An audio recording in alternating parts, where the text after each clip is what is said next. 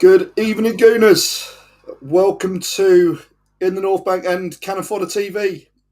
This is the big Sunday show, and I'm joined once again by Richard Morgan. How's it going, Richard the Third? Brilliant, thanks.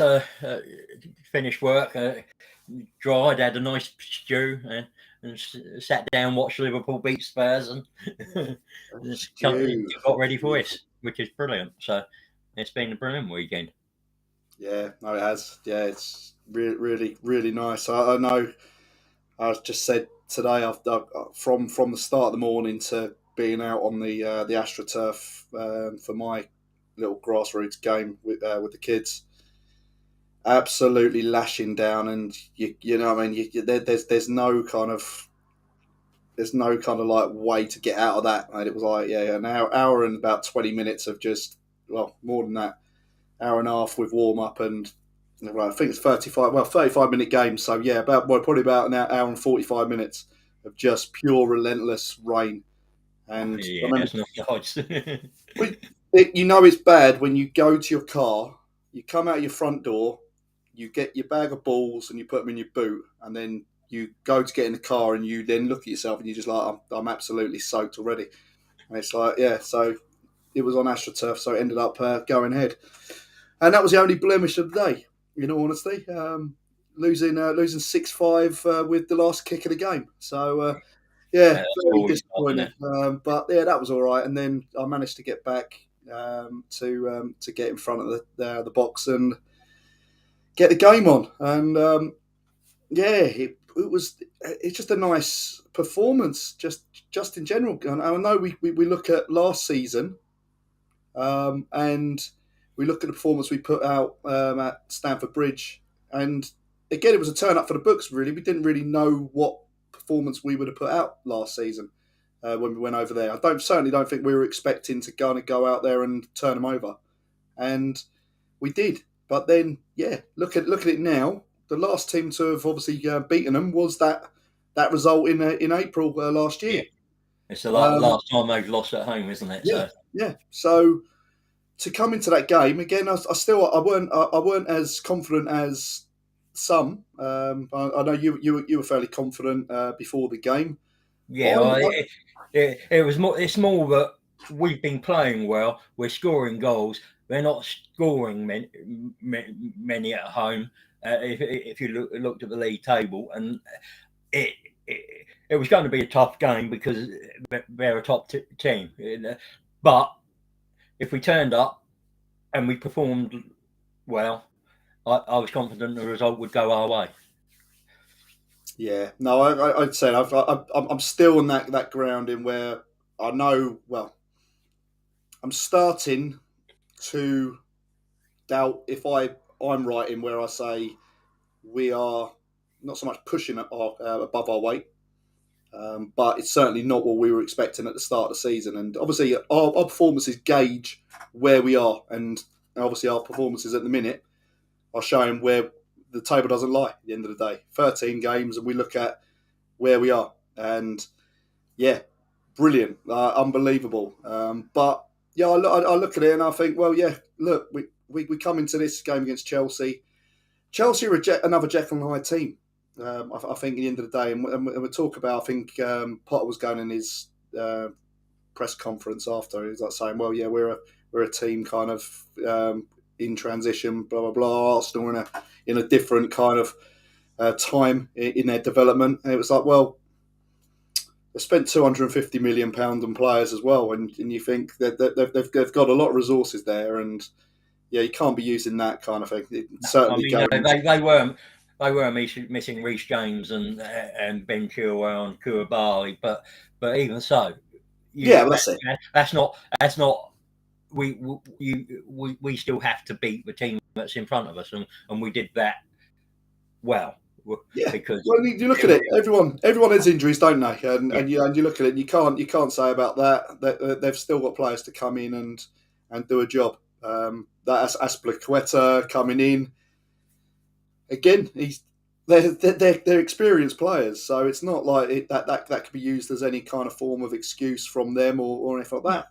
I just thought it was just a very good all-round performance, just Yeah. just controlled, and we kind of just kept them at arm's length. Yeah, I said to a mate at work, I said to him that I felt that it was probably, other than the Brentford game, our most complete 90 minutes of football for quite a while.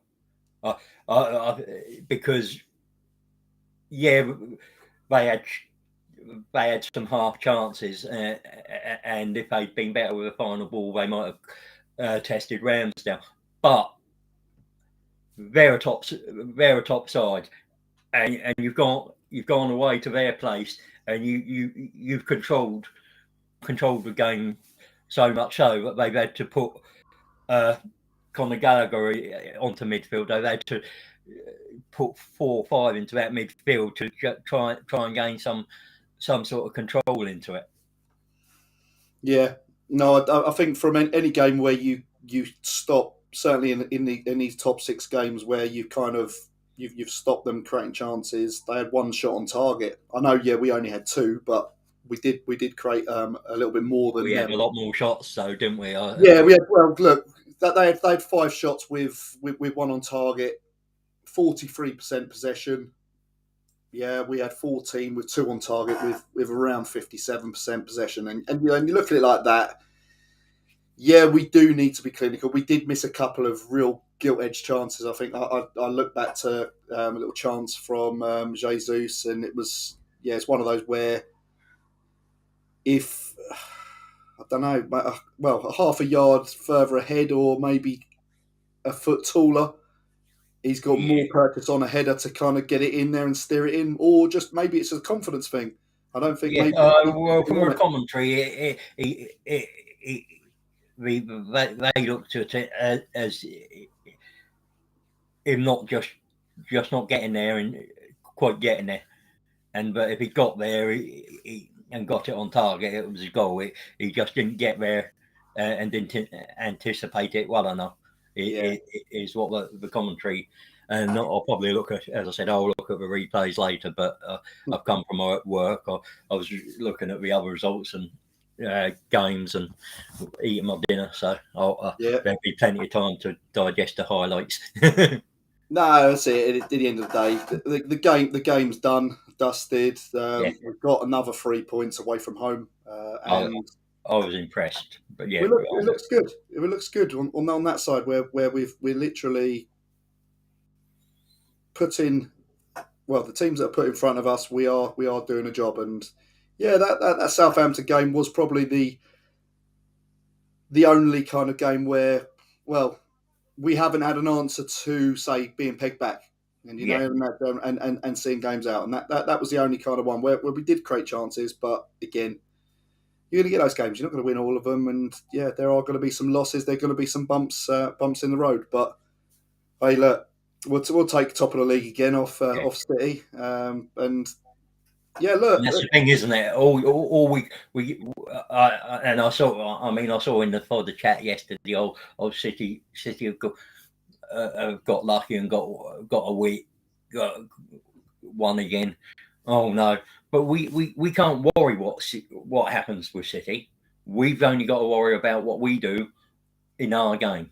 this is what I say. I don't follow us in that kind of thing where we're going toe to toe with City. I want us just to get as high as we can with the most amount of points we can, and if that, so be it, ends up being top of the league or second or whatever, third, which would be the normal target. And I say that is what we would be saying at the start of the season, getting Well, third place. let's put it into context. In most other seasons, 76 points would guarantee you 4th place. We're nearly halfway to that point now. I mean, next week we're a point away from being at the halfway point without even 19 games gone. So Yeah, that shows you where we are. Also, last season, away from home, we only won 9 games all season. yeah, yeah. We've won 5 away from home this season already. With, Yeah, we with was either a winning or loss to losing United there, and weren't we? a draw to Southampton. So Yeah, it's so we've already improved massively from last Yeah. season on our away form, which is what we said we needed to do. That's it. That was my big focus, like for coming into this season, was that the mark of seeing signs of improvement would have been that away form, because that was the thing that was flagging in our performances. The Emirates was Yeah, decent enough, and yeah. you knew We it. were third It best was team better. at home last season, Yeah. behind So City and Liverpool, but we yeah, were fifth or sixth away from home. And that's what let us down at the end of the game, not being able to see out results definitely. away Yeah, from home. And we've yeah, changed that definitely. this season. Yeah, no, lovely. No, it's all good. Just pop into the chat. Ashley D is in the house. Hey up, All right, Gooners. Ashley. Hope you're doing well, mate. And Lynn. Good evening, Richard and Chris. Evening, Lee. I did pop into chat and say evening earlier. Who's Chris? I think it was somebody else in chat, but Okay. because as I said, I wrote evening to her before you sent me the link. No, I was Okay. on you. I was on the phone. Okay, that's fine. That's all right. Just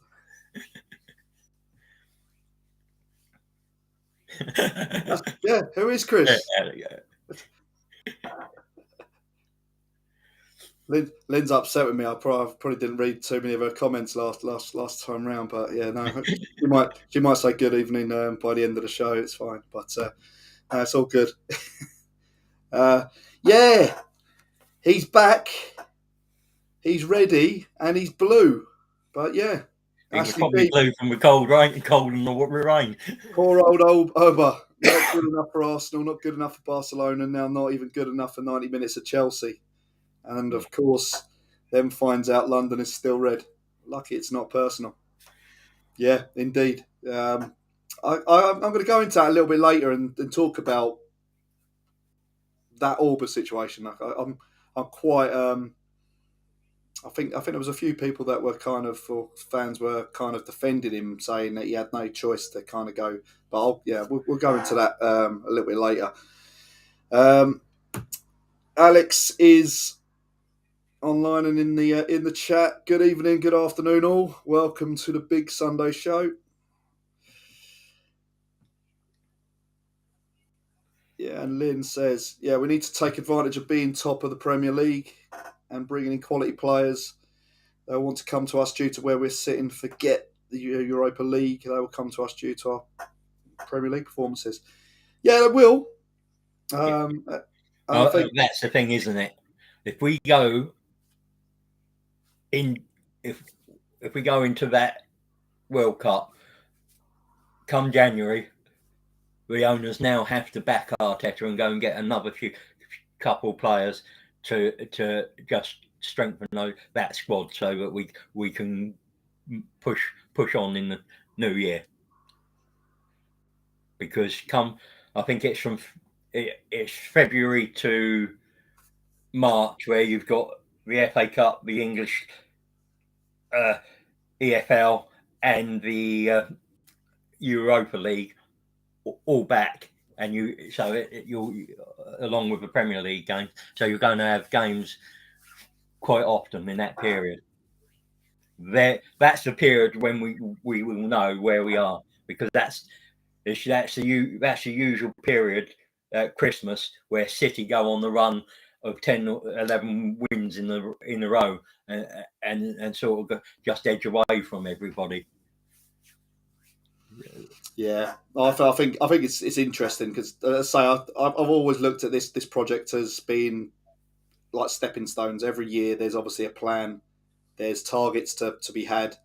Yeah, obviously, there's been a lot of movement with the playing staff within the group. Get rid of those. Get rid of the deadwood to then bring in these players that are on the list. And I can see this being now that catalyst to kind of almost bring forward a couple of steps on next season's list as such. Yeah, you understand what I'm saying? Yeah, Whether or not in a normal reality, if we were dealing with what we were probably doing as expected, say if we were say like in top three or whatever like that, and we weren't say top, we didn't have that great. Am I saying this right? If we had obviously not as great results, then yeah, we would probably be seeing ourselves in say third, but not obviously bad issues, because we'll be questioning what is happening. But I'm just talking about then you would then go into January window to then try and push on our squad for this next year. But because it's doing so well now, and with the returning players, I think that the next year targets may be fast tracked into this season. And if they're available at this point, then great. But yeah, I don't think there's going to be too many in, because, as I say, you don't want to really get loads and loads of players in, and certainly you don't want to start rocking the cart, so to speak, as well with players. They might be guaranteed playing time, but then suddenly they're not getting the playing time, and it's Yeah, things like that. it's also that acclimatisation. You see, I think a Tielemans in January would be an ideal deal deal signing, because he's Premier League ready. He's only got to get used to playing with us and the team. The team, so he should hit the ground running very quickly. And then for me, it's probably a forward who can play across the three positions, uh, so we can rest Saka and Martin, Nelly a bit more, and even Jesus. So, but I'm not expecting more than that. I'm just, but I would expect two minimum, Yeah, and it's always a risk whoever you bring in, but I'd be hoping they're looking at who in the Premier League has got that quality to challenge the positions that we need competition for, and then go for them if they're available. that's it. It also depends also on the other side as well, doesn't it? It's these teams. Are they wanting to get rid? Because again, there's no transaction if that other team don't No, want to sell, and yeah, they may gamble and say, well, it's probably worth more to us to him staying for the whole season and not getting us getting relegated, and then yeah, we lose him for free at the end of the season. Again, this is what they got to decide. Is that a priority position? Tielemans coming in, or have we got enough with El Neni coming back into the fold, and then look at Smith Rowe coming back in as well after the World Cup? So yeah, there's going to be a few decisions, and yeah, the board, someone with a backbone has got to step up and suddenly take that footballing decision for the football club to take them to the next stage and push them on further, which is something that we haven't had in the last 12 years. yeah, Or, well, sorry, 15 years. Sorry. Since David Dean left, then that's it. Someone with a little bit of intelligence with football got involved from that kind of executive level. And yeah, we need that kind of commitment. And yeah, it looks rosy. It does look rosy. Ashley D. Yeah, Chelsea. The Russian money is gone. They're going back down to where they belong. Well, look, yeah, look. I think Potter will get them competing again, but at the moment he's got a squad full of players that the previous regime went and got for different managers, and he's got to figure out what his best team is, what his best formation is, and then try and get rid of some of those and bring in some others. But he's a decent manager, so I'm sure he'll figure it out eventually. But we don't care about about Chelsea. They're not No, our problem. Our problem is Arsenal, and how Arteta and the players are doing for us. but I will Which I will say this. I think that is the difference between them and Arsenal. When you picture how well we've done with Arsene Wenger and how we stuck with him as well through, a barren spell. I'm sure he would have preferred it to have been better, certainly ending better and Yeah. more prolific. But he guided us through a very, very uncertain time. I would say through just not having the cash to wield at signings and losing players Yeah. every And year. he did the job that he set out to do, which was keep us as competitive as we could. He could. But yeah, we then got Emery in, and for whatever reason, other reasons, there's lots of narratives like either side.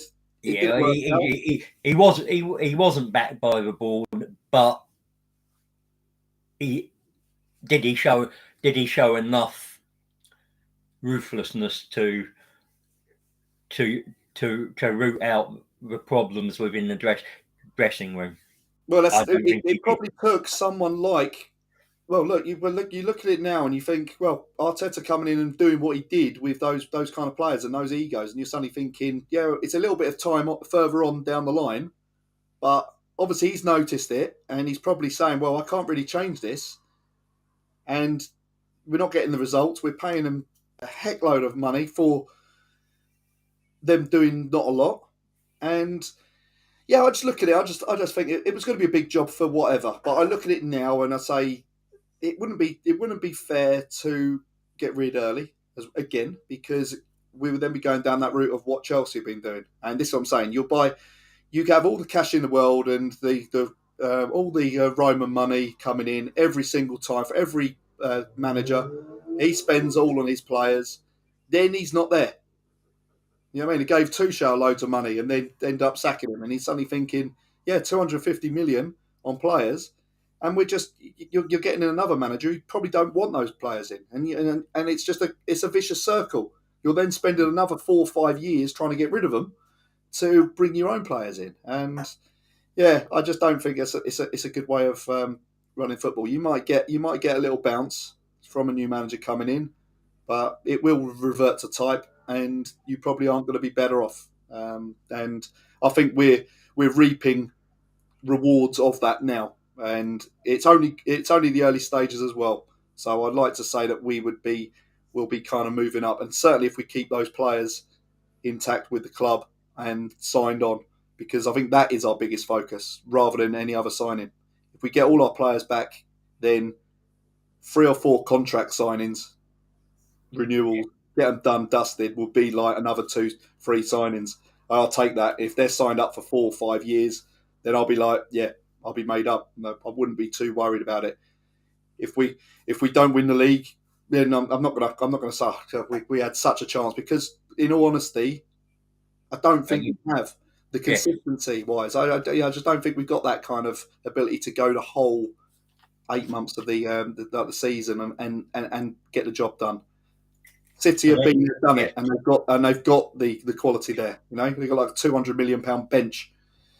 Yeah, you see, I understand what you're saying there. However,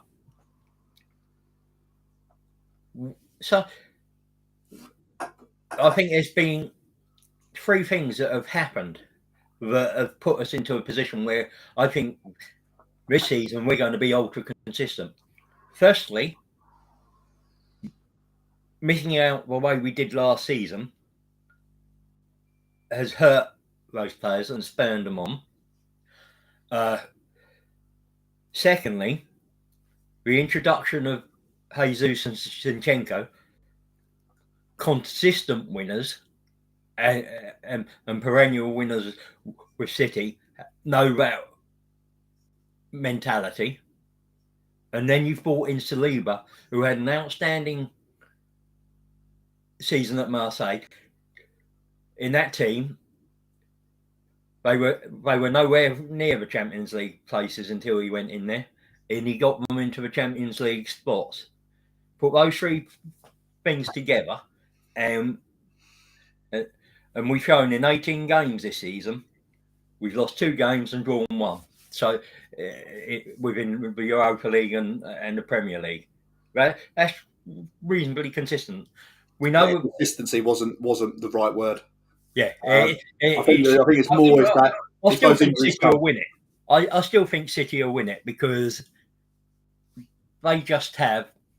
It doesn't matter who they drop. They've got somebody of exactly same quality to come in. We know we've only got 15, 16 players that are that, that are competitive for the Premier League. yeah, After that, there's a drop off, and that would be the problem. Is if you lost two or three big players, those that are coming from the bench go in. Well, that should be fine, but it's who you put on the subs bench after that, isn't it? We saw it yeah, earlier in the season when you had Ethan Nwaneri, Matt Smith, and you had loads of youngsters in when El Neni and Smith Rowe were out, and so it's that it is the depth in quality is the problem. Not the depth of the squad's okay, but the quality of it once you get past 15, 16. yeah, exactly. That's where that stepping stone thing comes into it, and Yeah, it's like that kind of thing where you're gradually raising the bar all the time, and it isn't going to be something that you're going to just chuck in, say 10 players. You're not going to do a Nottingham Forest and sign 4,600. You know what I mean? Like I'm just yeah, like yeah. players coming in. They're into They triple lost a figures on lot their as well, shirt. didn't they? So, but it's never easy when you do that. And I think we again in the summer we've got to go out and get another 3 to 4 same quality as Jesus and Zinchenko, and just gradually build that competition up, isn't it? Because and where I'm looking at is across the front, uh, and in that Xhaka role, and maybe somebody to for Gabriel, and then we're almost there. It's it's maybe get another somebody in to to be an understudy to party for once he because he's only got another couple of years in him, hasn't he? So Yeah, I would say probably just again it can be used as that kind of player that can just kind of come in and fill and do a job. I don't think he's really bad out of shape. I imagine he can still probably go into his 30s. So it'd be a decent squad player to kind of come in and fill a bit of time, wouldn't he? yeah, And certainly experience wise, I think it'd be decent certainly for any youngsters that are in the squad as well. Um, she did think your name was Chris. Yeah, so I was going to say, like Lynn, I am Chris. My mate calls me Dave, but no, it's the old only fools reference there. But good old trig. So no, I am Paul. But thanks, Lynn. Anyway, um, a question: how realistic is it Arsenal will buy at least 3 players for? Is that That's Alex. CDM? Yeah, yeah. A centre Okay. midfield Yeah, striker, and and left back. I think he means left centre back. I don't think I can't see him meaning left back when we got Tierney, we got Tomiyasu, Suarez, and Zinchenko, who can all play that position quite well. And you've got Souza in the youth team who's pretty decent. I think that's a cover for Gabriel, left centre back, which is the only Yeah, position we haven't got real cover for, apart from possibly Tomiyasu if he was fit. yeah, interesting. Would I class that as a priority for January? I don't know. Well, again, I think I don't know what the prognosis on Tomiyasu is because Yeah, he looks like he had a muscle injury on Thursday. yeah, I don't really know. If he's out for a while, then if it's just going to be he's just be missing the bit for the World Cup and whatever like that, then we're going to get a fresh Tommy Acid back if he's not fit for the World Cup. But yeah, I don't know. I think a central midfielder would probably be the more likely, and if there is a player as a striker or a wide striker, and someone can come in and then give Saka a little competition, then we go take it. But again, January's it's going to be an interesting window. Yeah. Again, I don't really know. You look at this break, and you're going to suddenly say, is this break going to be used more as a kind of another summer transfer window?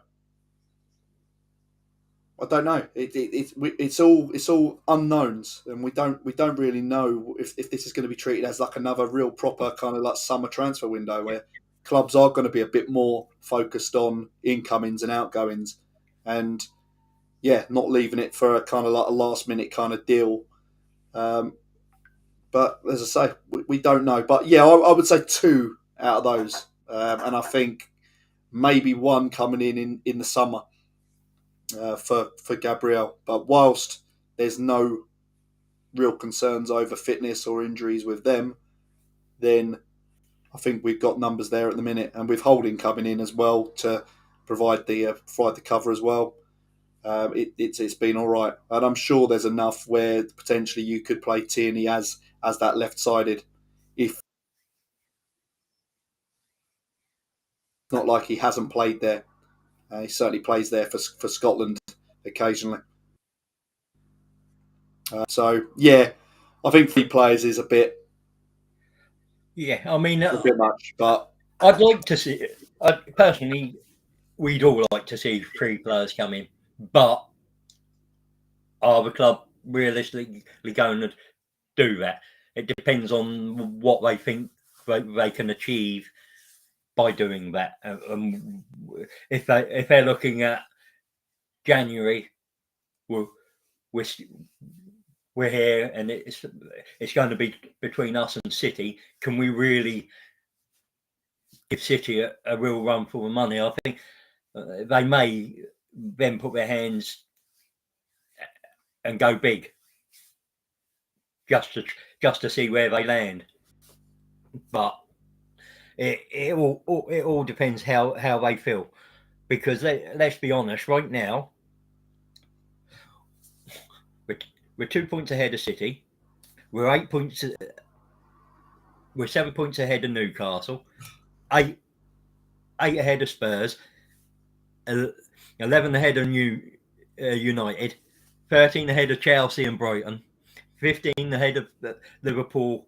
Then Palace and Fulham, I think it'll be up. But these other teams that we were supposed to be battling for fourth or third for are slowly dropping away, and it's already telling in the season. We don't know what's going to really have no idea about. We've put down a marker early, and we've set the pace early. So, and hopefully, as again, we don't know, we come back from that international break and we can go boom straight away into it again. No, of course. No, it's going to be good, isn't it? Yeah. Just to see how things go. Just in these next bits, and to say to get this win and then get potentially a good result at Wolves would really set us in a nice kind of area, wouldn't it? Yeah, 37 points.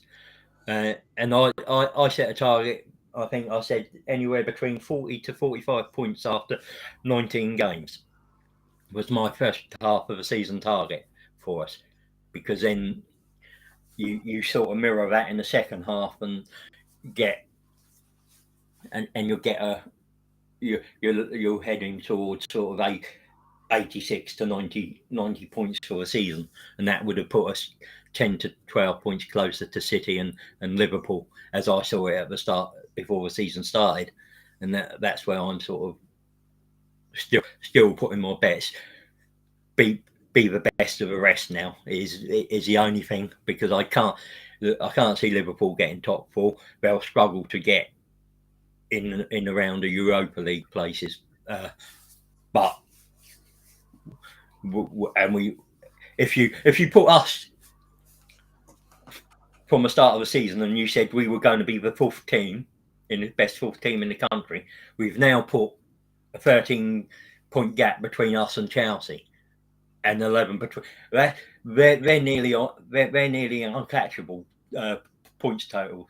Only United have closed a 13-point gap on somebody before, and that was against Newcastle back in '95 or '96. So once you've got that sort of cushion between you and another team, no one's going to catch. Very rarely catch you. So if you were looking at us as the fourth best team in the country, we've almost put all our main competitors out. Yeah, and the way we can do that is by keep winning games, and Yeah, that makes it even quicker. And it just means then we have got that breathing space, isn't it? yeah. Um, And this season, 9 points, 9 points against top six teams.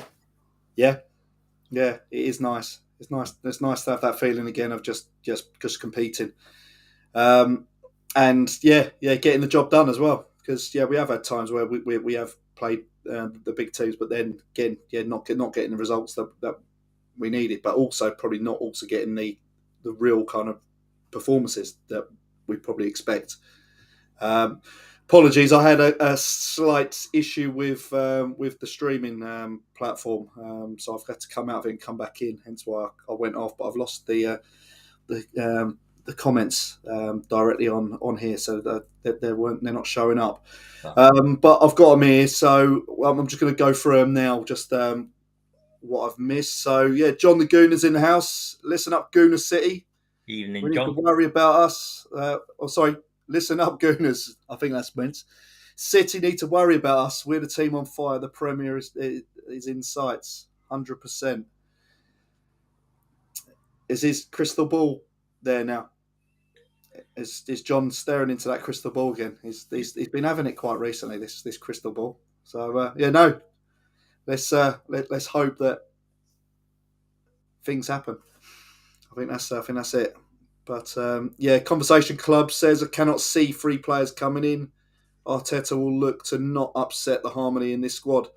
Yeah, I think I said that, didn't I? I said, well, Yeah. you look at it. If there's a proper need for an additional player or two, then grab it. And I'm going by injury or whatever, an opportunity. Then go and get it. But yeah, what I don't want to see is maybe say, all right, yeah, we're overextending ourselves and bringing forward plans to maybe jump onto the dream of that we are going to push City and we're going to get there to where we do, but we don't. But then those players that have come in don't get the game time, so Uh, we then cause issues in that squad, which could happen. Not saying it would, but there's that possibility. Yeah, is yeah. that? I think that's about Yeah, right. there is always a possibility. But if you look at City and you look at the Liverpool squad, they've got competition for every place. But every one of those players knows that at the end of the season, they're going to pick up medal and silverware. They're going to be in their national squads because they're performing at the top of one of the best leagues in the world, if not the best league in the world. Yeah, no, I understand. Yeah, Oh, it's one of those. It's just you get these players in, yeah. but If the player's not happy to compete for his place, we don't want him. yeah, No player should be guaranteed a starting spot.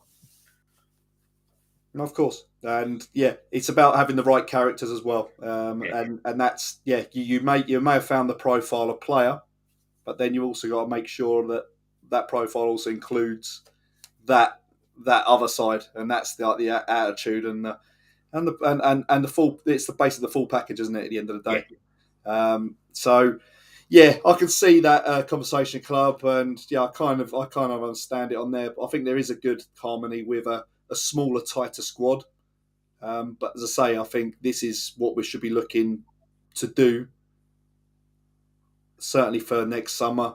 But as I say, if there's opportunities in January, then let's take it. Let's yeah, let's up the ante a little bit and bring someone in. But yeah, it seems exciting times. yeah. Because the thing now is that City scraped it through yesterday, got the win, and they're sitting there thinking, "Oh, it's a tough game for Arsenal tomorrow. We've just put the pressure on. Let's see how they cope." And we've said, "Back to you." Yeah, the more times we do that, the better it is, and the more they start believing it, won't they? They'll just suddenly Yeah. start thinking, well, yeah, all right, these might actually be And genuine. and from what I heard on the commentary, the players and even Arteta, the celebration was big. Is that the time they start actually think? Is it now that they actually believe they're in with a shout of the title? Was that the moment? Well, I look at it. I look at.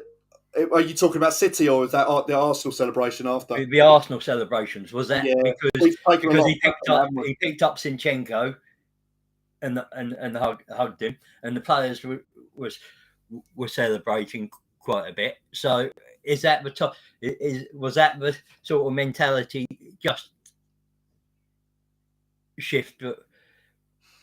No, I think winning just breeds winning again, and I think it's that kind of keep going with the squad. And as I say, we've all known that we're under proper like full time watch of the celebration police. We're not allowed to celebrate any of our kind of results. And if we do go to a place and we win a hard fought game, yeah, we're supposed to just walk off, shake hands, and then move on. But go and enjoy it, go and celebrate the occasion with the fans and whatever that, and then yeah, you go on. It builds camaraderie and just the whole general good feeling. Because let's face it, they've probably taken a lot of flack this last few weeks just because of the performances. You're suddenly thinking that kind of little negative spin on what they've achieved from the start of the season might have affected a few of them. And certainly with, say, like, even like Jesus and everything like that, with the lack of goals and maybe just a drop in kind of confidence. And you suddenly think a win like that, where you've galvanised everyone again, and it's almost like let's push on again. So I think that was more the thing is how well they controlled the game, and to go away from home in a London derby as well, go and celebrate and enjoy the moment. Yeah, so it was a good. I mean, the performance level, wasn't it?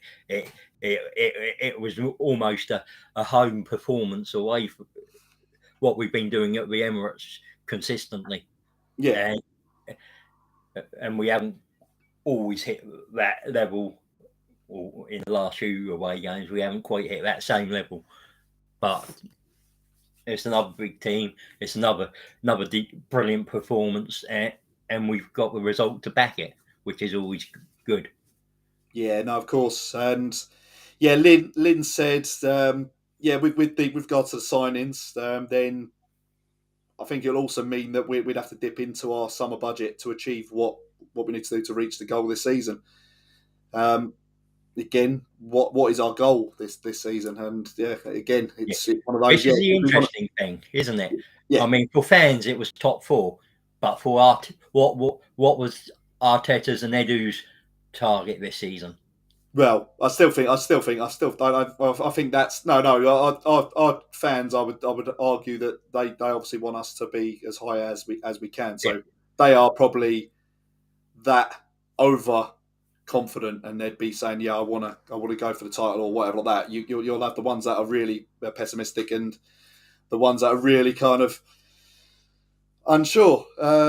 And you look at it and you think, well, I'm one where I suddenly say, I'm saying, yeah, just do better than we did last season, and stepping stones. But yeah, again, I would say I don't think Arteta would be going into the board and saying, I think we can go and win the league, because I think that is just on hiding to nothing. If you've ever played Football Manager, that's not a way to go. If you're in your football career and then suddenly say, I think I can go and win the title, and then you end up finishing 17th, it's, yeah, you're on a fine line then. So you look at it like that, and you think, yeah, I'd like to think that they are grounded, Kroenke and Edu and Arteta. I don't think anyone would expected maybe say the consistency in the results, but it is what it is. It's happened, and now the more points that come on board, then yeah, the more likely that they could be coming around to thinking, yeah, we could be in with a chance. Take it another 8, 10 games, and we're still in a position where we are. Then Yeah, well, I always say if you get to 23 games, the table tends to even out, and that's there are massive movements in the top four from that point on. yeah, that's it. Start playing games to all teams twice, Yeah, and that's it.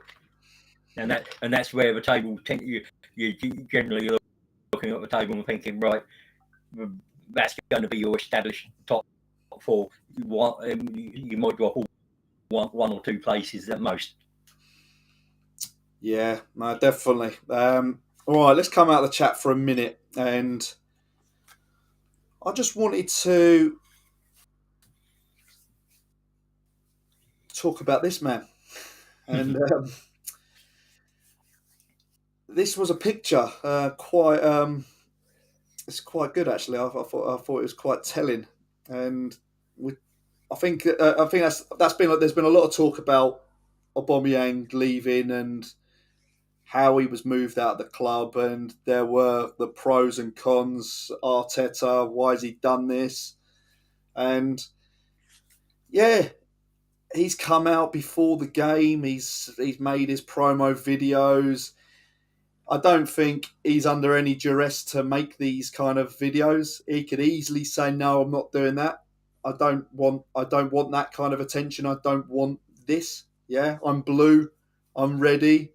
Yeah, All this little bit. It's nothing personal." And you're just suddenly thinking it. It was unneeded, and to be honest, you kind of predict it, yeah. couldn't you? I mean, Just with how he's it also goes. had that YouTube one where he was having a dig at Arteta as well, didn't he? Just, just before he came back to Chelsea, and he's got beef with Arteta on the way he was treated, and eventually chucked out the club, and we don't know the full story, but we care? At the end of the day, he wasn't scoring. It's moved on. It's moved on, isn't it? We've moved on. He's moved on, and as far as we're concerned, we've got a decent number 9. He is top class. Jesus. Well, he's transformed the way we play, I think. Yeah, I think. I look at it. I go back to him leaving, and then just to go to Chelsea, just in general, just so quickly after Barcelona. And yeah, he might have been pushed again to get out, but then you do question: do anyone but another probably London team, or yeah, we've seen Van Persie go. We've seen many of our players go to other English teams, and I they mean, got pelters for it. Fabregas went to Barcelona, then he came to Chelsea. Again, That was slightly different because we had that was we had the different, option, but didn't we? yeah, But Van Persie got pelters, yeah, rightly or wrongly, and he was open and honest, and he did write that letter. Which, to be honest, if you go back and read that letter again, you kind of find it hard to not agree with what he said in that side, and you're suddenly thinking, yeah, if the club is not showing my ambition, I want to win I want to win titles. I want to go for titles, and if you're not showing that, and don't forget he's had years before that as well. yeah. You yeah, he's going to go. So he's done it probably a right way. There's probably well, is it a right way? Is it a wrong way? It's probably a I mean, more honest way. my thing for that was you're captain, and okay, you've gone to the manager and that, and you've said you can't. No player can demand a club or manager gets in certain levels of players. You can say, what are you doing to improve a team? I want to know what the plan is, how you're going to move us forward and improve us. And then you can say, well, okay, but what about my ambition? I want this. And if you're not doing that, then I'm not going to be staying. Yeah, well, you just You look don't at do the players that come in. it was That's a the little thing, bit isn't it? too public coming out and saying maybe he thought he could force the club into action, but Well, look, that never we never weren't far off winning the league that season before, were we? no. Or was it? No, it was the season he left, wasn't it? And Yeah, he it wasn't. scored 30 goals for Man United. We fell apart after the EFL lost to Birmingham, didn't we? Yeah, Yeah, and our season fell apart from then on. I think we won the English League Cup. I think we probably would have gone on to win the title, and that maybe have kick-started a new era, but it didn't, and we are where we are now. yeah, no, I'd say I want to put an end to it now, and I'm glad, to be honest, he got subbed off, and we had no effect. What did he have? I think the stats were he had 6 or 8 touches of the ball in his time in 68 Yeah, minutes or and something like that. yeah. Did he You have? look And at I it like don't think that. any of them were in the opponent's box, were they? That Yeah, which was but that was good. I'll take that all day long. I'll take that all long. A couple of other little things I'd like to go through. It's an interesting stat. Arteta, so he finished his playing career with 150 games for Arsenal, I think. And as Arsenal manager, after 150 games, he's sitting there on top of the. Oh, it's a good word. This on top of the perch, just like yeah, Arsenal on top of the league. yeah. So he's sitting there with 87 wins, And there's some and decent Arsene managers Wenger and below George him, isn't there? Graham 82. And Yeah, Harry Bradshaw you look at as it. well. Yeah, and you look at it like that, and you think, well, yeah, he's had a tough run, you would say, at the start of the career, and you're suddenly thinking that kind of stat is pretty telling. That it's certainly going on a right trajectory to his career as a manager, because he is going to get better, just like this team and squad. So I thought that was quite a telling stat. So Yeah, one other thing, I mean, we Saliba. There's 3 big performances. yeah, I'd highlight. Saliba was just unreal. yeah. He'd had one Well, moment where he'd knocked the ball up in the air. The cross has come in. He's kind of just put his foot through it, and the ball's kind of just gone a bit high, and he's just gone and dealt with it yeah. as it's coming down. Yeah, I was listening to the commentary, as I said, from Talksport, and they'd been talking to one of the Chelsea players, and they'd said Amanja Broja was the quickest player in the Chelsea Yeah, squad, and Saliba outpaced him, stayed with him, and won the ball off him. So that shows you how quick he actually is.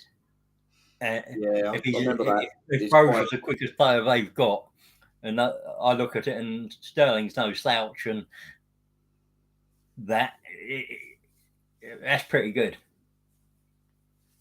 Yeah, no, I think it was really good. And I think just I like the way he's just very calm with Yeah, certainly in those and one-on-one situations where he I doesn't don't think panic. Gabriel had too bad a game today, did he?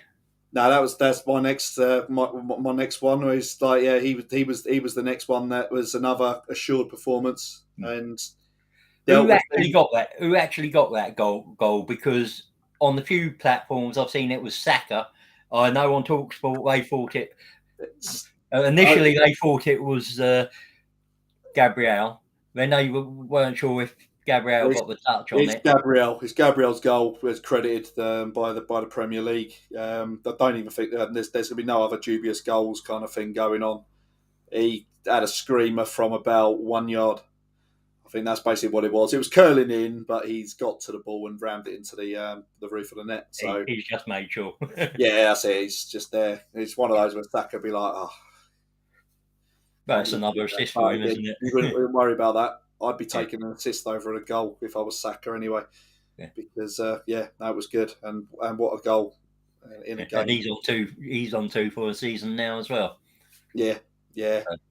And the other one, well, there's two actually. I thought Xhaka played a really decent game as well. I thought he was That always involved. Talksport gave Xhaka the man of the match in Yeah. their thing.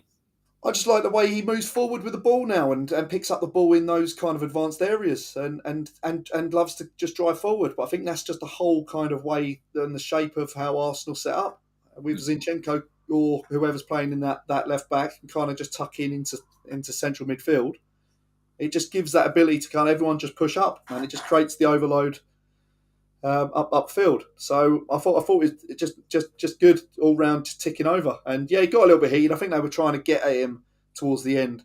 I And, I thought it was probably just that little bit of nous of have a little bit of a niggle, run that clock a little bit further down, cause a little bit of uh, uh, and stop them yeah, there's nothing getting any malicious. He's momentum. kind of got in there, and Kovacic has come. I think Kovacic and the Uh, Chalobah had done more than what he'd done anyway, but he didn't get booked for it.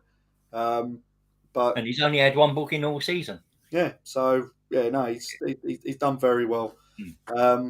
But his partner, Oh yeah, that was he was majestic today, wasn't he?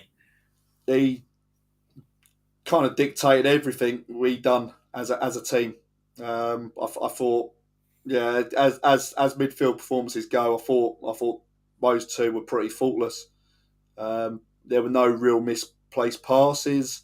There was a real desire to win the ball back, and yeah, just overall, he was our main catalyst to kind of getting the ball forward really quickly and getting Chelsea out of position really, and yeah, just oh hello, yeah, just it was Yeah. just just him with the ball, turning with the ball on the half turn, and yeah, And there were, and the other thing is that stoppage was it in midway through the second half? Didn't just after the second half started, there was a medical emergency in yeah, the crowd. That didn't throw us off. That little stoppage, we were able to get back on and and carry on the way we had been playing, there which were is times in that nice in to that see. second half where we kind of put them under a lot of pressure, and they started trying to come back in and trying to make something happen after a couple of substitutions and that, Yeah, but um, yeah, yeah, there were it's times the that we one where they couldn't get brought out. Gallagher and was it Mount or Yeah, yeah. Once they improved after they brought them on, but they still didn't really. I think it was a Brozier header, wasn't it? That was the only shot on they had on target. He got his head onto it, but it was too far out and lacked power to trouble Ramsdale. yeah, And that's really and Havertz was probably the worst culprit multiple times in positions where he could have or should have picked out a better pass that would have got them a shot on goal, and it didn't. But we don't care. No, that's it. We had exactly the same. Where Yeah, there could have been things that have been passed or yeah, done better, which might have created us chances. But yeah, look, that's part and parcel of being in a football match. You know what I mean? You can play a pass 10 times, but yeah, 7 of those times the pass comes off or is in the right area, and then the others are not. And yeah, unfortunately for them, um, yeah, weren't too many. But we go back to the celebrations.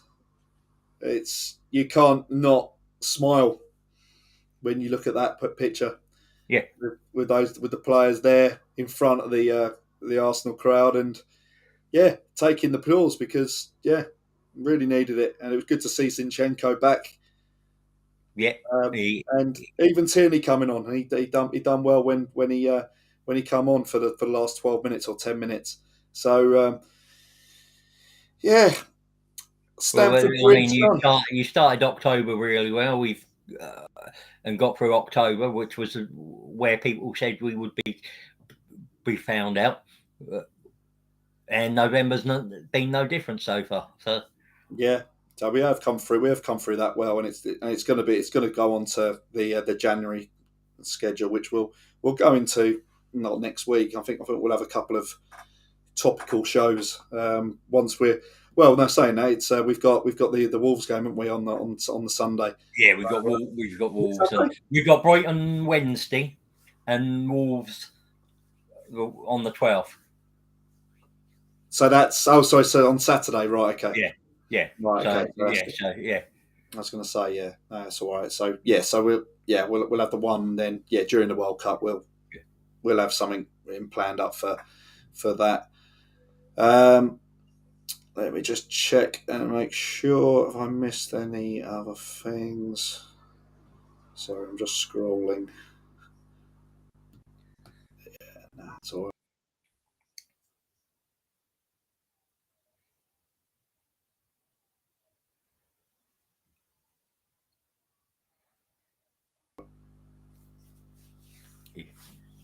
I dropped, so I've gone back.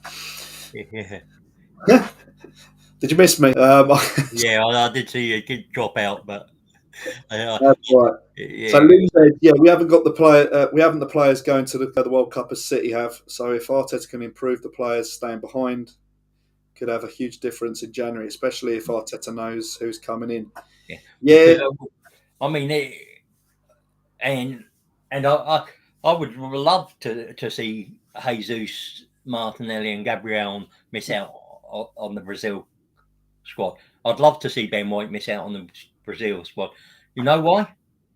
Because they'll be hungry to prove a point. yeah. Well, I think they should be hungry now to prove that point to get in Yeah, there. And I yeah. think yeah, I that mean, might you be look at Ramsdale. He went away, and those two, but in that last set of friendlies, they were games he should have started above Pope, oh, and there's lots of and he's come back, and he he's just sort of given him that kick up a backside to improve his performances. yeah, But I mean, I'd say it would be a huge shock if it wouldn't be a huge shock to see Gabriel miss out because I don't think he's. I think Brazil have got a load of uh, centre backs that are to choose from. So he'd be the only one that I could seriously see him missing out. Martinelli and Jesus, I would be shocked if either of them missed out on the Brazil squad. Ben White,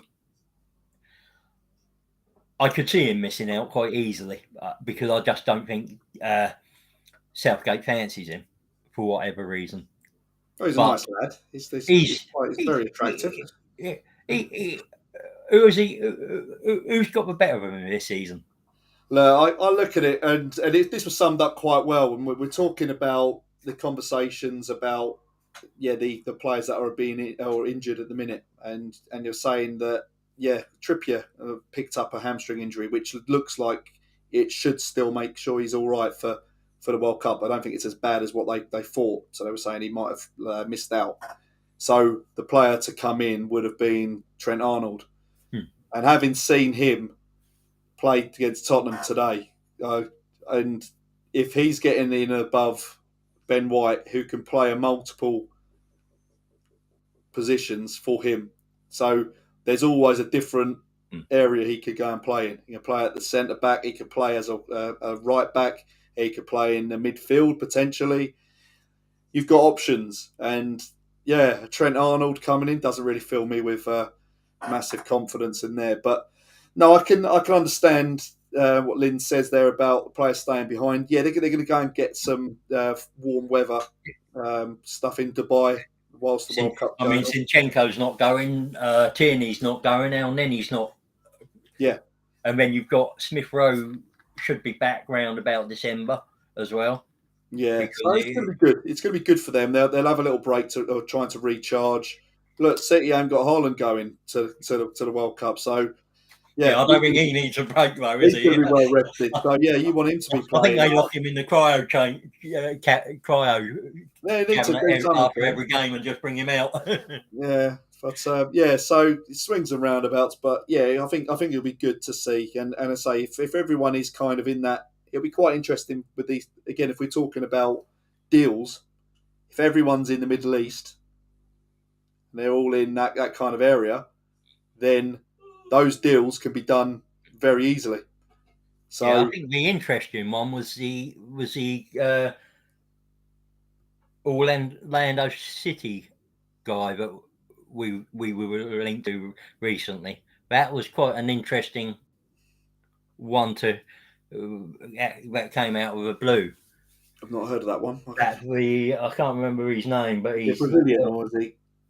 he, he's he's been doing well over in he's I think he's Uruguayan. He's going to with Uruguay to Right, the right, okay. World Cup, but we've been linked to him. He's Right, okay. so I think he's sort of 21, 22. So, Okay, but well, we'll see. We'll see what yeah, happens. Yeah, Lynn. Yeah, Tite is yet to name his squad for the World Cup. Yeah, no one knows if. Yeah, it's all uh, going to be. yeah, but I think Talksport were alluding to that some of Southgate's 5-man squad have been leaked. Well, yeah, there's And always someone they were there. talking about certain players there, and Yeah, I think it's going to be next week. It's yeah. when they all come out anyway. I think that's what it is. And next It's this. It'll be. I think it's Thursday. Monday or I think it's Monday or Tuesday for Southgate, isn't it? Okay. Yeah, Yeah, I think because I said. he's doing it before. I know he's doing it well before the Wolves game, so Yeah, it'll be out. Be well, but I there's a heard them saying that they were going to release the Wales squad on Monday, but then I thought they said that the England one would be done on the Thursday. But it might. yeah, Yeah, I it don't might know. be I the think other that well, way this round. week we'll know, and it'll be Yeah, interesting to see yeah. because yeah, there's Then some we big can pick that apart, and that would be nice to pick apart. yeah. So Lynn, yeah, with Xhaka, he will come back and slot straight back in due to the fact he'll be playing the same position he's playing now. Yeah, he's been a revelation for the last season and a half, hasn't he? I Yeah, mean, he's enjoying it. yeah, You can see it. If he's playing with a smile on his face and he doesn't look like he's got like a whole weight on his shoulders, and he has players. Well, I've said this a few times. He's got yeah, a that's the balanced one. midfield. Lin- He's Lynn's got a just brought balanced it up. midfield. Lynn's just brought it up for Fernando Torres of Orlando. Okay, right. Yeah, he's a wide. He's a forward. He can play across all three positions. So, but Yeah, yeah, no. Well, we'll see. We'll see. Ange is in the house. Evening. even Lynn. How you doing, Ange? Hope you're well. that's the point that the Arsenal women won today as well. Yes, yeah, they were 3-0 up when I last saw. 4-0 in the end. 4 But 0. That's yeah, cool. Good. Yeah, if we can stay top until it'll be a great psychological boost. Well, yeah, I yeah. You think see, that's the other thing. I don't know if we've got one, but would you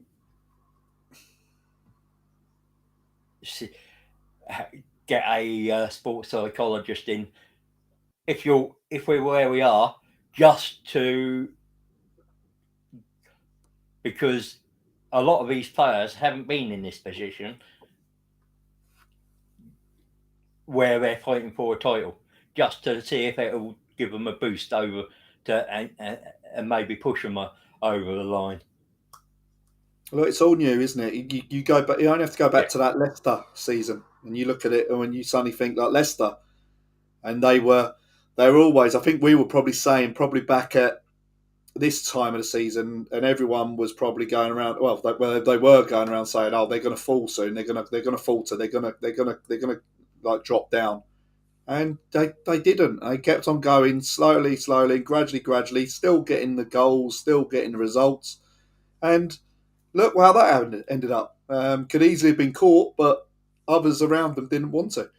And this is kind of like a little bit kind of like that, where the other teams are kind of dropping out. Look at Liverpool, look at Tottenham, Man United. Everyone around are not really wanting to go there. So if we can still get that consistency going into the summer, in the summer, yeah, the into the Christmas second half of period, the season. Yeah, and it yes, is like a summer, isn't it? go into that Christmas period and then get into January, then suddenly, if we're stringing another say 3-4 wins there, what are we talking? I think it's West Ham, Brighton. Is it then Tottenham first go in January? Sorry, Luke. Quick. Tottenham, Newcastle. It's January's quite. You got some decent, tough games in January, Yeah, but I'm trying to get there. Hold on, January. Yeah, so obviously Newcastle, because the TV companies have really messed our fans up as well. 8 o'clock on the Tuesday, the first day back after the New Year, and then we then play Tottenham away on the 14th, which will be an interesting one. And after that, Man United at home. So chuck an FA Cup game in there. I'm pretty certain that's going to be normal. I think that I can't imagine it being any. It must be the second week. Yeah, it must be the second week because there's a. Or is it? Yeah, all, so it'll be the 7th. So yeah, so that's going to be the FA Cup week. So there's going to be an FA Cup game sandwiched in between. Um, Newcastle and Tottenham. yeah, Newcastle and Tottenham. So yeah, again, that period is going to be an interesting one there for us, and that will say a lot about a possible title charge. Yeah. So yeah, looking forward to it. But yeah, I'm not looking anywhere past Boxing Day really. In all honesty, get that result because that's Yeah, going to be what's a that? tight game. West Ham and Brighton are the December ones, aren't they? Yeah, yeah. Yeah. So again, are they two home or two away? Brighton's at home. Same with West Ham, but Brighton's in the cup. So so we're all right. Hang on a minute. No, sorry, we're talking. Sorry, afterwards, aren't we? Sorry, Yeah. I'm not. Sorry. Wednesday, obviously, we're in the cup, aren't we? Yeah. Yeah, sorry, that was the other game I was going to say. Yeah. So the companies have messed us up by putting us on 5:30 on New Year's Eve. Yeah. Away. So and there's no trains apparently, or that's when they originally said. So there was a train strike. I think they've been the November ones and have they've been been called off. Yeah. Yeah. So Yeah.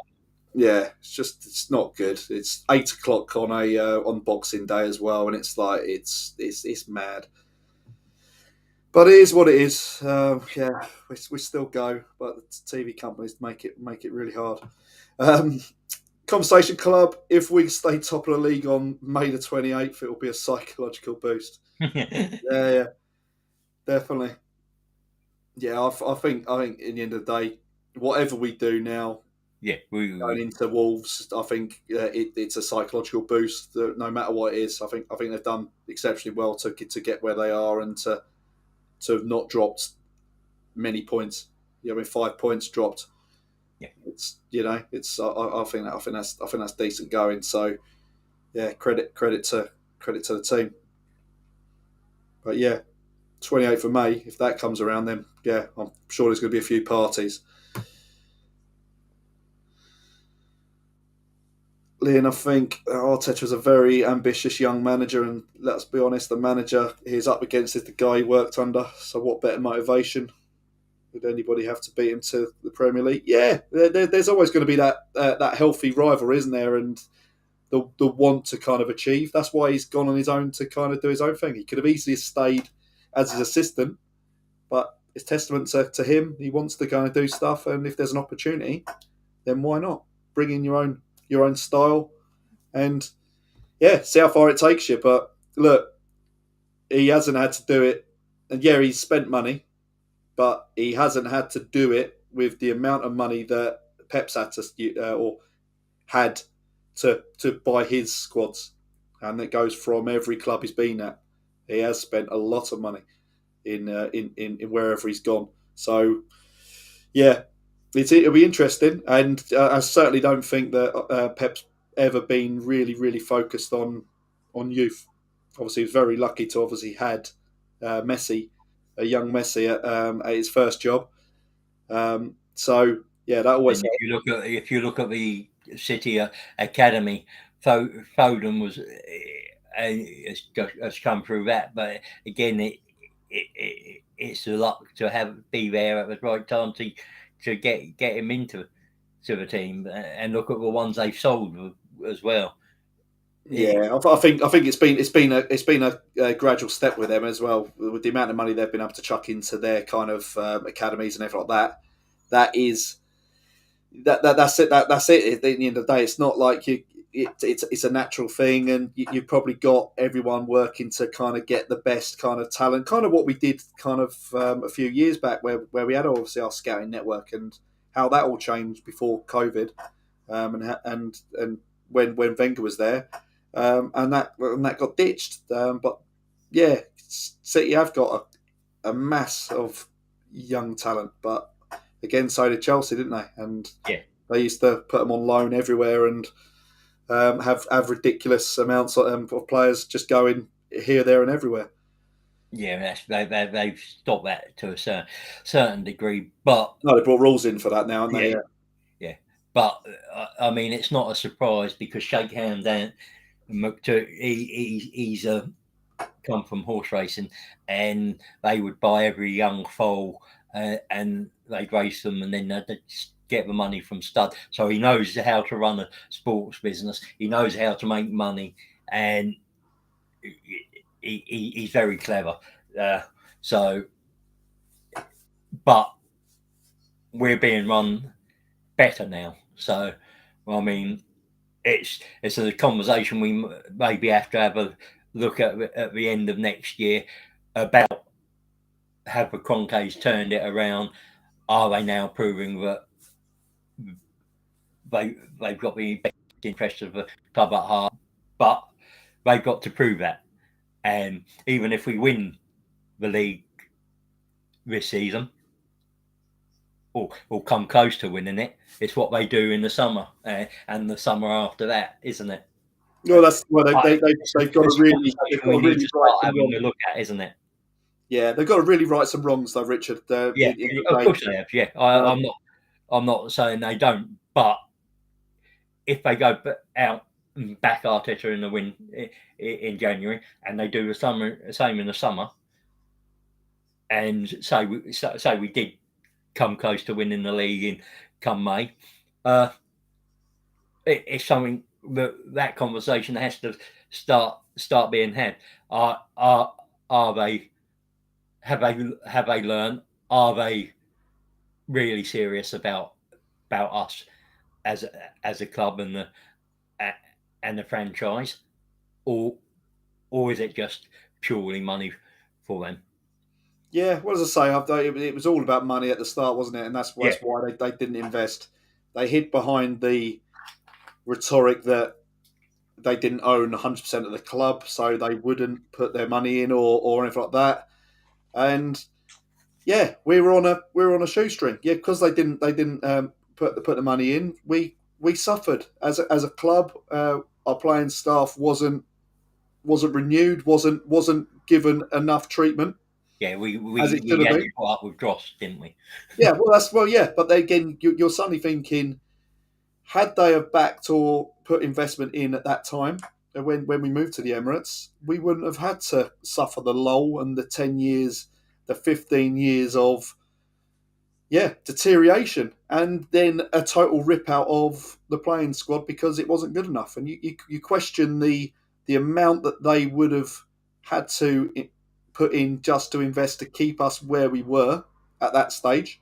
Versus what Bearing they in want mind, to spend. Yeah, it was a couple of years after the Invincibles, and you're looking at that, and you're going in, and you're going into this new stadium to compete at the very best, and you're suddenly thinking, let's make sure that we don't go anywhere.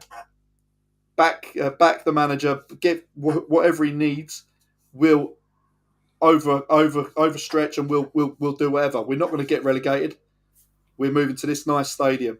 Let's back it in. Let's get a sponsorship deal which will give us the money. No, they didn't do that because they didn't own the full club. Hmm. But I still think that's somewhere where they can improve their sponsorship deals, their deals to get money into the club. I think that's somewhere where they can probably improve a lot. I don't think they've probably maximised the potential. You look at yeah, someone like United and Liverpool and City. Their business and partnership deals and their sponsorship deals, they're very good at getting the best out of them, squeezing every last penny out of those deals that they can. yeah. And I No, think that's I where just we, think it was all down to share price, and it was obviously getting the lowest share price to basically do it. And the end of the day, how much difference would it have been to have invested at that point, be it 100% or not, or after what they paid out on that share price? And to be honest, they've got all those shares, they've got the value, but they've now had to then have this expense of ripping everything out from the end and then bringing it back up again. And yeah, that amount of money would probably be the same way as what we would have been at that time when we were doing really well and that good trajectory. yeah. And Yeah, I I mean, just I don't get Alex it. has said, yeah, Alex has said, I'm sorry, Richard and Paul, I will always be KSE out. And that's fair enough, Alex. My thing is, I, I don't want them here at the moment, but I'm willing to give them a chance if they prove that they want us back at the top and they're willing to uh, back that with money and their actions, and they show it. But until that point, Well, look, I won't forgive them. you can Yeah, still be KSE out, but still kind of, if they're doing the job and they're putting the money in. Let's not forget and sugarcoat it that they're suddenly ploughing in their own money left, no, right, and centre, because no, they're not. What they've just done is they've reserviced all their debts. So rather than us paying the bank, we're now paying KSE back, and this is how they've done it. So now it looks like that they've invested 200 or something million in the club, and we're still using our own money, what the club's generated, but the balances show that we owe KSE that debt basically, rather than the bank. So yeah, they've it's obviously got rid of all the interest rates, yeah. and that's it. What they've And done is they've been clever. A yeah, they're clever. They're clever on that little bit side. of clever accounting, isn't it? Yeah, And but it means they know they'll get their money back, but because they're in for a long time haul, and look, they they'll never can, be Arsenal. yeah, They're just franchises and ones that just want to come in and join the party. Um, I'm not going to sit there and say, I'm gonna turn it into, let's protest again and get him out. Yeah, we know it's not going to be something like that. And to be honest, they're not really going to listen. I think to a certain degree they will take it on board. But whilst the going's good, then it will carry on as it is, unless someone comes in with a bid or a big strong bid to kind of take it, then I don't even think then they'll sell. I just think that they've got it there, and they're now seeing the fruits of this kind of this second wave that we've got, and they'll want to stay in there and stay in for the long haul. So yeah, I don't know. It's a hard one, but I'd much rather an Arsenal led kind of ownership. Whether or not that does involve like Alex said, fan representation, a percentage of the club would be in the fans' hands. Again, who pockets that difference? Obviously, if we're talking of a share amount, obviously Arsenal shares are very pricey. If we give an X amount or X percentage of the club to fans, that's a big bit of money to be out of pocket. So who Other basically does fans that? could buy shares at uh, there are ways of doing Well, it. there always these ways. Yeah, you need obviously wealthy Arsenal fans to come on board and suddenly say, yeah, we'll all club together and we'll do it. But Yeah, um, they're not just going to suddenly say. This was the big talk, wasn't it, about that kind of fan representation? When you've got like an owner that owns 100%, he isn't going to exactly going to say, oh yeah, I'm going to write you like these shares or give you these shares and allow it to be in or out of his control. He owns all the business, so it's like he's losing money he's on, not, on that side. he isn't, but it's whether you'd ever get somebody in that would do that. It's Yeah, hard, isn't it? I mean, yeah, yeah. No, it's definitely. Just to just go through again. Tired is in the house. I Hope tired. you're well, Tired. Even everyone, hope you're doing well. Just going to quickly go. Lynn, yeah, what is so impressing with Saliba is he makes it look so easy and he never gets frustrated, and also he reads the game so well. Yeah, Yeah, I yeah, mean, he's had a few games where he's not been 100%, but he's young, and we expect that. So, but on the whole, he's been really impressive this season. yeah. Peaks and troughs in it, just little bits, and yeah, most of the time he's been 100% solid. But yeah, in these one-on-one situations, I think he's Yeah, really calm and solid. him and Tommy Asu are probably the best one-on-one defenders we've got. Yeah, well, Tide again follows up. Yeah, Tillemans would be good as cover for Xhaka, but realistically, can we get him in January to? Or sorry, who can we get in on January to cover Partey? Well, we've got Alan Lenny, and he's not a bad replacement, is he? He's not Partey's level, but he's solid enough for the Premier League. Personally, it's whether the finances are. Is Danilo? He's a standout to me. I Yeah, mean, I I I said in the summer I would have liked to see uh, Calvin Phillips from Leeds, but he went to City. Why not have a look at Declan Rice? I don't think the money in January is going to be there, but come the summer,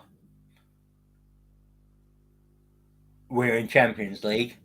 We're going to be a much better proposition if yeah, we're in Champions League and City and United aren't.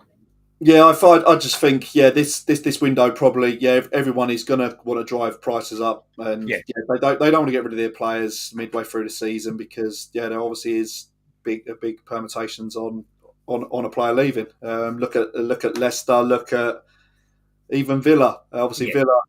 Obviously Louise obviously signed that contract. He nearly come to us in the window. I think But we'll still get Tielemans. I think he's the one we will get. It's whether the price will be uh, at a level that we're happy with to part in January, isn't it? well, Because it's a negotiation between yeah, him and Leicester, isn't it? Really, end of the day, yeah, if Leicester can then suddenly say, "Yeah, okay," if he says, "I want to go to Leicester," Leicester will then suddenly say, "Okay, well." all right, we need to get a replacement. If we get a replacement, then yeah, you Yeah, can. But then it's then that fee, isn't it? It's again yeah, in the because we summary. know we can get him in the summer. I think we've had that agree. We've got that agreement in place. That won't change. And it might be that we say to him, "You wait till the summer. If we can't get you this window, this is the signing on fee you're getting. Uh, this is the weekly wage you're getting, and you're going to get Champions League. More than likely, getting Champions League football. He's got. There's not many other teams going to come in for him. And No, that's it. come on, he showed his class last night. That goal against Everton. Oh, did you see it? I saw it. Yeah, no, he's got it. He's got it in the locker. But yeah, again, he had a lull. He had a lull, like every player, and Yeah. certainly But was if you're in that a was team that's that because struggling. his head and heart had already sort of looking forward to that move? It never materialised, and then it was just trying to get himself refocused. Yeah, I don't know if we really know how far or how close that was to come. Didn't Yeah, look like it was kind of like in the yeah. It didn't seem like the wheels were like in motion towards the end of the window. It looks like it was almost like it was like dead. It was like it was a talk, but then there was just like nothing for the rest of the window. So yeah, I imagine he is looking, but again, I think the telling read Tielemans, is that Neves. Yeah, he's letting it I go. mean there are plenty of nice sort of in that Xhaka position because well, that's where we're like because but Wolves Xhaka. might be a good Wolves might be a good little place to kind of try a few little pickings, maybe. Yeah. Obviously, I like Neves. The other guy next to him, the, uh, oh god, you're not. the one who sits back. You got Can't, can you remember? can't remember his name. No. No, but again, there are players there, and Yeah. again, if the opportunity comes at the right price, then we go and we look. But yeah, it's going to be a busy new year. Yeah, we'll be 5 games short of halfway through the season when the World Cup starts. Yeah. Will these games cause Arsenal an issue? I think it will cause everyone issue. In all honesty, Tide. Um, yeah, games are going to come thick and fast, and then when It, we hit it's let's be February, honest. It's a level playing field for everyone because everyone's got to have this break. No one knows what's going to happen. You're going to have players. You don't know whether players are going to come back injured, needing a break, how their morale is, because they might go to a World Cup and not get a game, or they might go to a World Cup, have a stinker, and then they're low on confidence when they come back. But that's the same for any team who's got players going to the World Cup. It's not. We don't know. But at the end of the day, we've got to deal with that, and that's Arteta's job. That in this period, as soon as they come back to to to gauge, put his arm around them if they need it, and make sure that when when we start Boxing Day, that we're ready to go again. yeah. So I look at. I'm just going slightly forward, and we say about this kind of run after like when we come back. So West Ham on Boxing Day, Brighton on New Year's Eve, then yeah, Newcastle, Tottenham, Man United in January. February then sees us going to Everton, playing Brentford at home, Aston Villa away, and Leicester away. Not too Then bad. It's March. then in March, Bournemouth at home, Fulham away, Crystal Palace at home. Then in April, we've obviously got a couple of games to be rearranged, and You they've got still not been you got rearranged. City and City at Everton. home and Everton at home. Yeah, So we don't know when they're going to be rearranged. I'm guessing because of the lack of games in March, I think we might Get one in there. see one of those in there. But then in April, we play Leeds at home, Liverpool away, West Ham away, Southampton at home, City away, and then Chelsea at home. So it's a crammed month there. So And that's you going to be might an have some interesting. cup games in there as well. Yeah, yeah. So you're gonna mix in all your kind of competitions. Don't forget Europe as well in February, March. So yeah, there's going to be games in there. We know there, and then we finish off the season with Newcastle, Brighton at home, Forest away, and Wolves at So not home. not too bad finish. Newcastle's probably the toughest one of that bunch, isn't it? Yeah, well, we know we know that you can't expect anything from any of the games, whatever they come. As long as we keep our attitude and our level of performance right, then it's it's yeah. I mean, I think we've set the benchmark now. We know what we've got to do, and when we don't hit that benchmark of what we've been doing, then that's when we're going to struggle with games, and we've Yeah, seen it with a couple of the performances where we haven't looked at our best. We haven't looked as sharp when we passing the ball and moving the ball. Yeah, you think of how fast we break.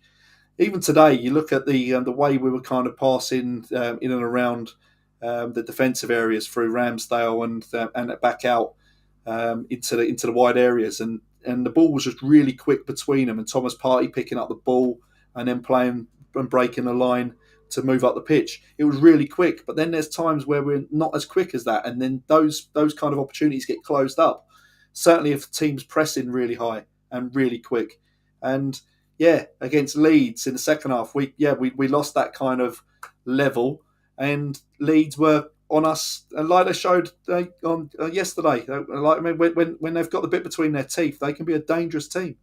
Not the greatest of results to be conceding three against Bournemouth, but the way they come back again, crowd are right on them, and that's everything.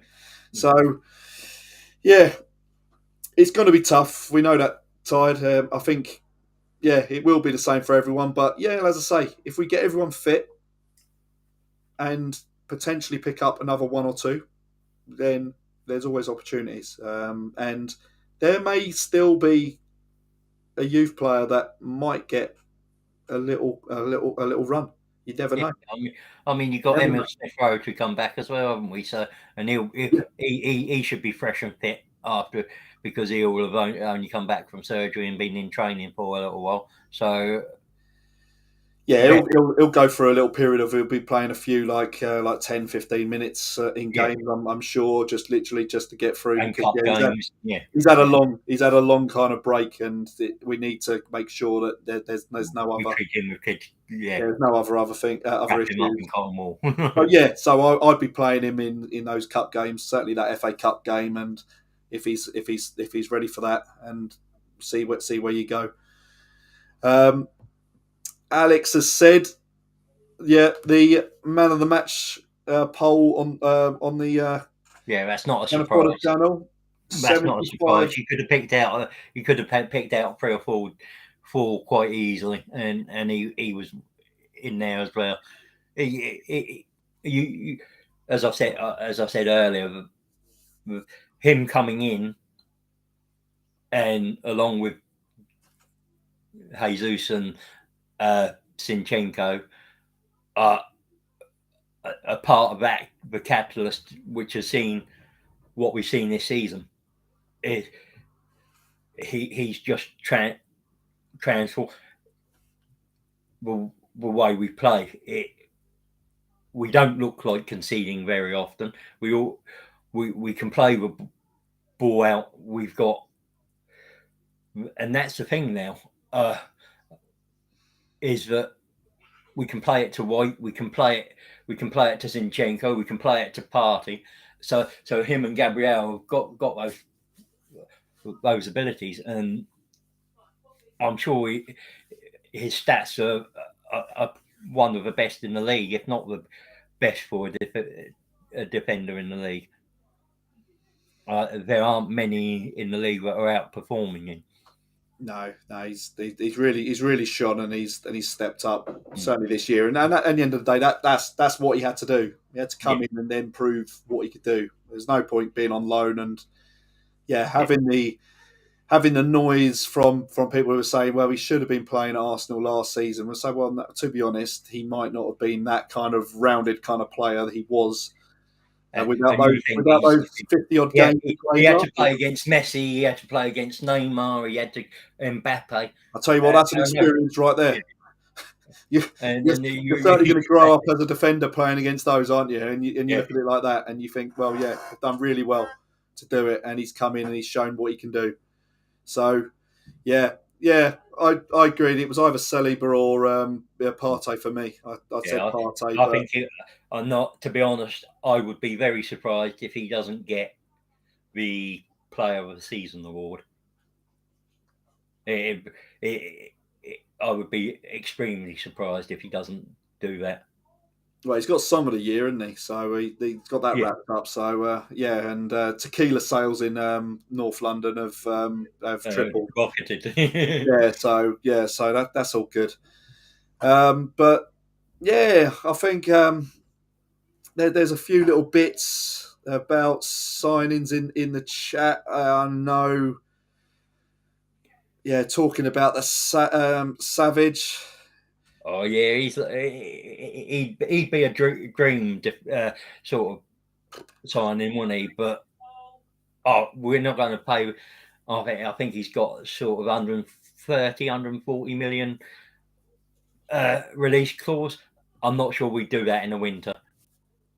Yeah, I mean, he's got about 18 months left on his contract. I think it expires in 2024. Yeah, but So he would be a dream signing. He's one that just brings that midfield up another notch. Not that it's not a bad midfield at the moment, but you're then getting another sort of elite player in there, uh, which which just does us well. But are we going to pay that sort of money for one player in yeah, the no, winter? I think certainly at that price, if that's quoted, then yeah, definitely we're not in that market, and I don't think we've ever been in that market. At that, well, it obviously be. I think that'll be a world record, wouldn't it? Near Yeah. enough. Well, it will be, wouldn't it? I don't think Well, there's. it'd be a record for us. Yeah, I think the record is Oh, was it's it? Mbappe, isn't it? Now, 150 or whatever. Or so was it? Yeah, ridiculous. Yeah, it was. Yeah, no, Yeah, no, I can't see it. I can't see it. I don't think it'll be that high anyway. But I think yeah, you probably the 60 million to 65. I reckon probably.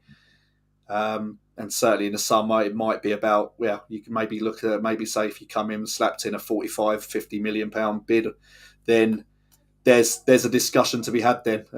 Yeah, they're not very well or as wealthy as they were in those Italian clubs. So that kind of money might be something which they do, but it all depends on how they get on.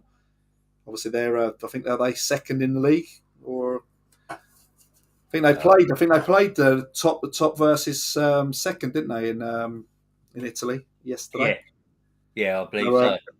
yeah, so yeah, all depends on there. If they've got their own kind of things that they need to try and achieve, then they're not gonna probably do it, are They're they? going to keep hold of him and at least till the summer, aren't they? Yeah, Uh, yeah, and that's it. that's.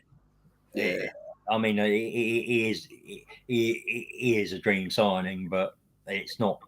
I don't think that's possible this winter, and it probably pushing in the summer. But it depends on what the club's targets are. Again, they'll have players in mind. They'll have a profile and sort of thing. And if it, and it is ifs at the moment. If we finish in Champions League, our capabilities and our on what we spend improve because of the revenue that produces. And we do know we've seen it with Tottenham. We've seen it with that for quality in the Champions League is that little bit better. Yeah, I mean, you look at the teams that have dropped out of the Champions League into the Europa League this season. You would never have thought those teams would drop out of that competition Yeah, of before. course. Yeah, yeah. No, it was. Yeah, it's going to be an interesting one And there. we got an East. Yeah, East Clare mum, hi all. How you Hi, doing? nice to see you on. First I time? think it's the first time we've seen her. She's new in. Yeah, it Yeah, was a great win today. that's good. Lynn says, yeah, can we move on from Highbury? Because if you look at some of our fans, they're not like the fans that went to Highbury or old fans that supported the club, win, lose, or draw. It doesn't happen anymore. Yeah, this is something I've kind of said about, and you go to the next point with tired. It says, yeah, no patience. But it's. I think football is reflective of society. We're pretty much a throwaway society now. If it doesn't work or there's something better, something new and shiny comes, we go out, buy that, and chuck the old away, even if the old's perfectly good anyway. Yeah, Uh, and I look at social media, and I look at this kind of whole kind of thing where everyone is open for hmm. attack on multiple levels. And I'm talking of I, negative, I'm yeah, talking of positive stuff. I think the other thing that we can say about social media is that it's very similar when you look at how many murders are being reported and stuff back in the 1890s, early 1900s. Though you didn't have the way to make those reports known. It would only be if it was a big one and it got hit big enough for the national paper to pick it up. Now, Jim Jim down the road puts it on his Facebook within seconds, Yeah, and everyone in the world knows about it. yeah, but you also get that kind of Yeah, narrative as well, where people just post stuff and just for clicking it, and it's all the clickbait through media outlets as well, where things are done and they're not true. But I get this with Lynn because I'm exactly the same, and yeah, I'll always support the club, win, lose or draw. I won't have a bad word said about the team, and I wouldn't be posting rubbish about them. I've found Arsenal Fan TV as a proper horrible disease yeah, on our fan base. they, they, they made their name off of Off of that, negativity. off of the spiral from when we moved to the Emirates, Yeah, which created that kind of fan, which was totally but over the it's top. been yeah. I mean, my problem is with the AST because before AFTV came along and we only had mainstream media, they were the negative voice feeding the mainstream media on the fans side. Uh, there are, it's not all of the Arsenal supporters trust, but there are members within that helped, and they also fed into as social media became along. They also fed into that I know what they used negativity. to do is they used to post like say from like the meetings that they had. Obviously, they're invited to like those Yeah, open kind of like meetings with the board. And I know I've spoke to Nico a few times who runs it, and yeah, I find it quite good. They had actually a nice like evening with David Dean, like a little question and answers kind of like evening, which was quite good. But yeah, I think they're always positive. Yeah, I know you had Tim Paynton who would be labelled as the voice of Arsenal, but then we've now see Sky Sports coming on with Mr. Lyle as the voice of Arsenal fans now, and you're yeah, starting to think, yeah. how's this work out? They've changed their tune to some degree, but and it's being able to be level-headed and look at a game one after the initial reaction of a result, isn't it? It's easy to be positive after a good result. It's not easy to be positive and after a bad result, even if the performance was okay. I mean, I'm able to do that, but I've done a lot of meditation, and it allows you to sort of come out and look at things as a whole. So that's why when I go to a match, I always record the match and I watch it back 2 or 3 times. And like once we finished, I will watch the Arsenal match back 2 or 3 times and pick it apart, analyze it, just to make sure that my initial thoughts were correct. Yeah, no, definitely. Lynn, I'm going to finish up here on this now. Yeah, the generations have changed towards how we look at our club, and the biggest thing is when fans went to Highbury, there wasn't any social media podcasts to criticise how we play. So that is the big difference. Yeah, I remember when there used to be time. I used to go down with my older brother, and I'd be sitting in a cafe just talking, and yeah, you're like, it was almost like you go and watch Fever Pitch, and you like see them just like sitting in the cafe, and you just like talking how they were rubbish, and it was just you'd be just like you're just going through, and then that was how you'd be talking. It'd be football banter, football talk, and that used to be really good before the game, pre-game, post-game. You're literally just talking, and that's what it is. Yeah, we brought a wider audience now with being here in shows like this, which, yeah, are mostly positive. I think it's good because of the reach and being able to involve other people that to have a voice and their opinions. But yeah, most of the time, obviously, before all of it, it was done in face to face and meeting people that you probably don't associate with, strangers that you meet up with. So yeah, it has moved on. It has done, and yeah, generations of pass and go. But look, I'll never stop supporting my team or be told otherwise that I'm not a true fan for believing something or other. And yeah, some of the stuff I hear from some people, I find crazy, questioning loyalty and stuff. And you do look at it, and it's like it's a very weird society in places. But look, I think it's been really good. Just shy of 2 hours today. Which is Um, good. Well, London Derby win 1-0 to the Arsenal. that's Yeah, the fourth one this season, isn't it? yeah, You've had yeah. Palace, Getting back to old ways Brentford, now, and Tottenham, and Chelsea. yeah, yeah. So look, I appreciate everyone in the chat tonight. It's been really good, and yeah, lots of good points and interaction. Yeah, please join us next week. We'll have the final game of The the final 2 games, yeah. the first half of the season before we head off for World Cup mode. And yeah, we'll, uh, we'll touch base then. But yeah, again, thank you for your comments and your interactions. Thanks to Richard for coming on again. Yeah, really good to see you again. And Thank you, yeah, Paul. It's always a pleasure. You know that. but yeah, no, all good. But yeah, we were watching Cannon Fodder TV and in the North Bank.